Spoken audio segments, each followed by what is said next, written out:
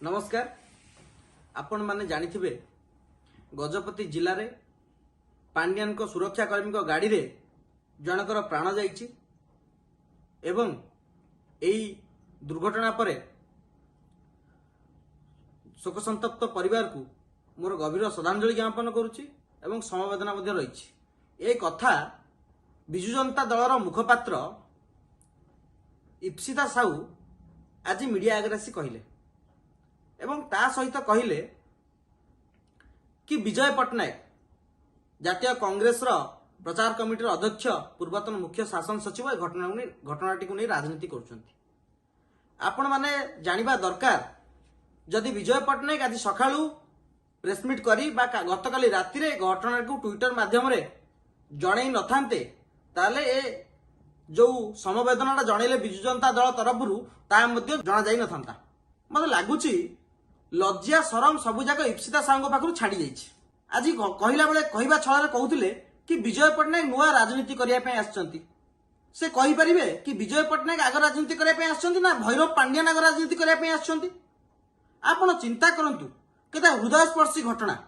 आपण हेलिकॉप्टर रे जाउचंती, हेलिकॉप्टर रे पहुंचुचंती, सेठी हाथ हलै पळै आछंती, आपण को सुरक्षा कर्मी गाड़ी गुडा सब 100 स्पीड रे जाउची एवं बाडे की लोकन को मारी दउची एवं ये घटना आपण पाखरे पहुंचुनी बा पहुंचला परे मध्य आपण घटना को गोटे घटना रूप में देखु नांती।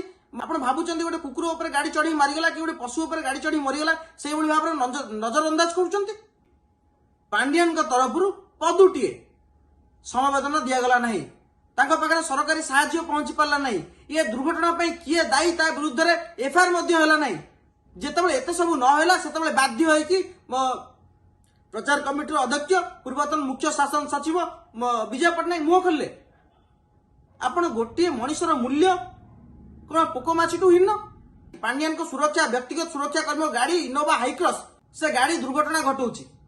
पांड्यान को कार्यक्रम रू फेरला बेले दुर्घटना घटाऊँची। एथरे कोन पांड्यान पदुटी समवेदना दबर असुविधा कोठी। जो मुखपात्र भौणी विजु जनता दलर आसी बास्पोर्ट मारिले एवं विजय पट्टनायक नुआ राजनीति आछंती, राजनीति शिक्षा पे चेष्टा कले से जानि रखिया उचित। जेबेटू तांकर जन्म होइनी ता पूर्वरु मध्य विजय पट्टनायक तीन मुख्यमंत्री सहित व्यक्तिगत सहायक भाव में कार्य कर सारिचंती। किछि दिन तले गंजाम रे मध्य पुलिस गाड़ी दुर्घटना गोटे लोकर प्राण जाइतला, ता पाखरे सहायता पहुंची पालानी, ता केस हे पालानी, ताको फॉल्स केस करी ता केस क्लोज कर दिया गला। आज गजपति जिले में घटना घटला, जेतले घटना को लेकिन प्रश्न उठाउचंती सेतबेले आपण कहउछन हम पाखरे तथ्य नै। आमे भुवनेश्वर में बसिकी जदि विजय पट्टनायक पाखरे तथ्य पहुंची पारला ताले पांड्यान को घटनास्थल तथ्य केमति पांड्यान को पाखरे पहुंची पारला नै।